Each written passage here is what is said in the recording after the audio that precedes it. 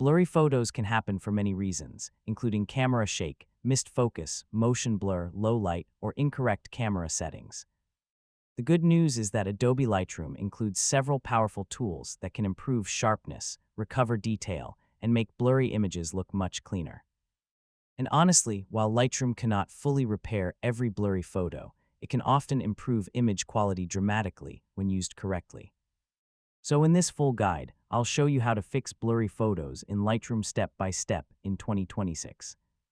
First, open Adobe Lightroom or Lightroom Classic and import the blurry photo you want to improve. In Lightroom Classic, open the Develop module where the sharpening and detail tools are located. Before sharpening, zoom into the image around 100% to accurately evaluate the blur and detail. And honestly, the best way to avoid blurry photos is using proper camera settings, stable shooting techniques, and good lighting during photography. Editing can improve blur, but prevention is always better, and that's your full guide on how to fix blurry photos in Lightroom in 2026. Hopefully now you have a clearer understanding of how to improve sharpness and recover more detail using Adobe Lightroom.